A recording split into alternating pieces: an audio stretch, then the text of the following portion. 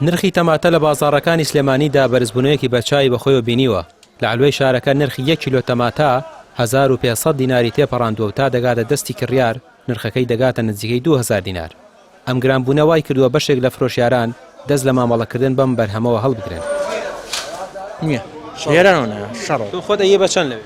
وڵای بازار ڕزانە بۆ بیدەمە بە 1000 دینار بۆ 1500 شتینە خۆمان نییە برا چمان هەیە ئەوە یە لەکوێوەیە؟ ئێران یان ئێران بەڵێ تەماتە هەیە لە تورکیاوە بێ؟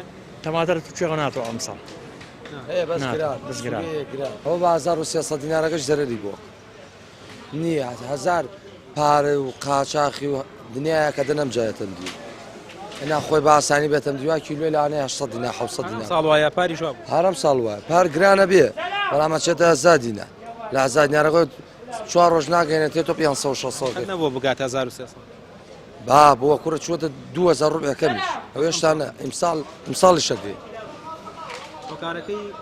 هۆکارەکەی نەبوو نییە نەوەڵە شەڕێکی هەر نییەوتەوە لە ئێرانیش گرانە لەوێ کیلۆ بە 120 من.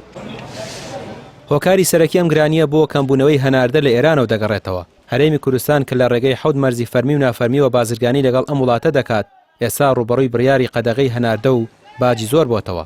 ئێران بۆ هەر بار هەڵگرێک تەماتە دەوترێت 3000 دلار گومرگی داناوە. ئەمەش لە کاتێکدایە کە ڕۆژانە هەرێم پێویستی بە 150 تۆن تەماتە هەیە بەڵام بەهۆی گرانی نرخەکەی لە عێراق و تورکیاشەوە بازرگانان ناتوانن ئەو بڕەدابین بکەن.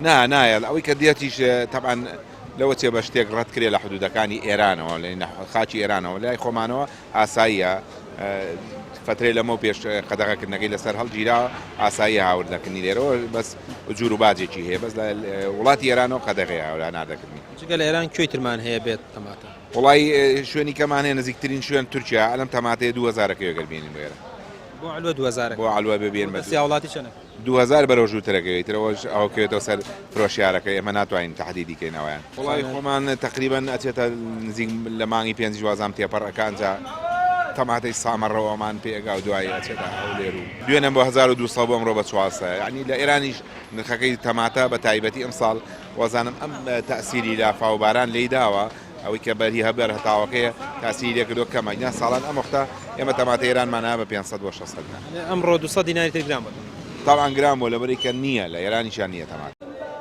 بەپێی زانیاریەکانی پێیام چاڕوان دەکرێت لە هەفتەی ئایندەوە نرخەکان ڕوو لە دابەزیم بکەن و دۆخەکە ئاسایی بێتەوە. ئەم گەشتبینیەش دوای پێگەیشتنی بەرهەمی خواروی عێراق دێت بەتایبەت لە ناوچەکانی بەسڕە و زوبێر و ناسریا کە بڕێکی زۆرتر ڕەوانەی بازاڕەکانی هەرێمی کوردستان دەکرێت. ڕامیار عوسمان کەناڵی پێیام سلێمانی.